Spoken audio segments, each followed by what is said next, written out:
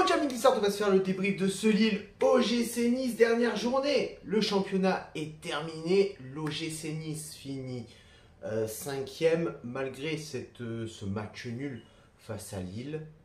On en débrief tout de suite. Le débrief il sera assez rapide parce que bon, pas grand chose à dire, on n'avait rien à jouer, on était déjà en vacances. Je pense que même certains joueurs partent dès ce soir et prennent le premier avion pour Miami pour casser des culs à toutes les biatches possibles de Miami.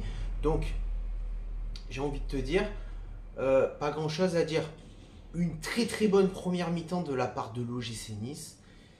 Et en fait, c'est là où j'ai des regrets parce que je me dis que putain, en fait, c'était pas ce match-là où il fallait être investi comme ça. Parce qu'on a été plus investi dans ce match où on était déjà en vacances, les gars, où on n'avait plus rien à jouer, où tu joues pour le plaisir, pour la beauté du football, pour finir ta saison bien, certes.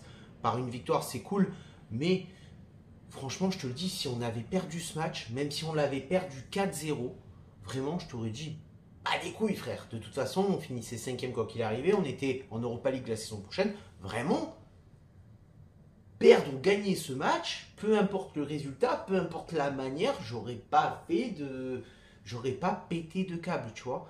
Et moi, ce qui me dérange, c'est que là, encore une fois, on se rend compte à la dernière journée que on est bon dans la transition rapide, les gars, et que la transition rapide était un meilleur jeu à adopter pendant toute la saison qu'une possession de balle complètement stérile, où tu n'arrives pas à t'engager vers l'avant rapidement, tu n'arrives pas à créer de danger, tu n'arrives pas à créer d'occasion, et quand tu t'en crées, tu les loupes en plus de ça. Tu vois, on a eu besoin de ça. On a eu besoin de cette dernière journée pour te dire que au final, un Antoine Mendy face au Paris Saint-Germain mercredi, ça aurait été bien mieux qu'un Jordan Lotomba.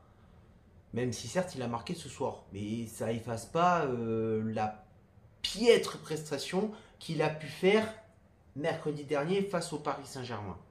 D'accord? J'ai vu donc un OGC Nice bon dans la transition.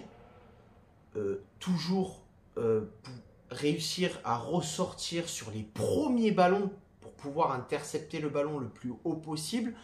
J'ai vu un OGC Nice compact défensivement, mais vraiment, c'était dur pour les Lillois, vraiment, surtout sur la première mi-temps, même la deuxième. Ils ont eu du mal, Lille a réagi, Lille a eu, franchement, bravo à Lille qui a fait un match exceptionnel, vraiment, qui a fait un très très bon match.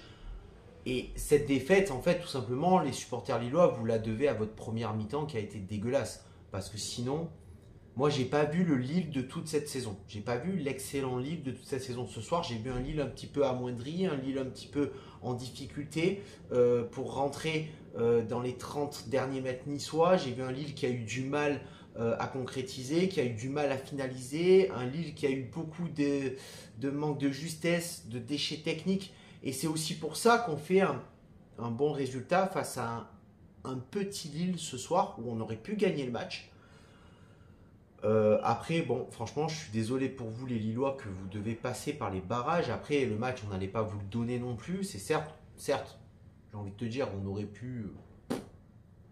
Mais les gars, si vous voulez une qualification d'office en phase de poule pour la Champions League, il faut la mériter, il faut aller la chercher. Voilà, donc...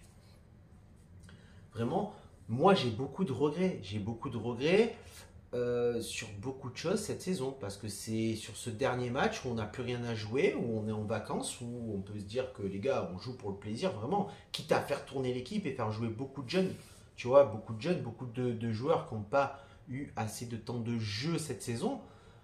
Mais on s'est rendu compte de beaucoup de choses. Pourquoi ne pas avoir tenté cette formation-là qui était différente du 4-3-3 qu'on a pu avoir habituellement et qui a très fortement déstabilisé les Lillois qui ont pensé, je pense, Paulo Fonseca a fortement pensé qu'on allait jouer en 4-3-3 et a dû adapter son système de jeu et sa tactique par rapport à ce système de jeu-là niçois et qui au final s'est retrouvé avec un 11 de départ et une formation de départ complètement différente, ce qui a un petit peu peut-être déstabilisé les Lillois à ce niveau-là. Mais franchement, l'investissement, l'envie, et c'était face à Paris qu'il fallait l'avoir.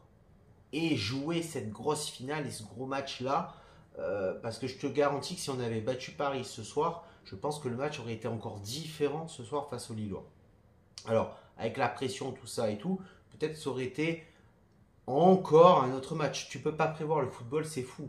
Regarde, les Lillois, ils étaient à deux doigts de se qualifier d'office pour les Champions League sans passer par les barrages. Au final, ils se retrouvent à Brest a fait le boulot, a gagné 3-0 et ils se retrouvent à devoir jouer les barrages, ce qui va changer un petit peu leur préparation, ce qui va devoir accélérer dans le recrutement pour pouvoir être prêt pour cette phase de barrage.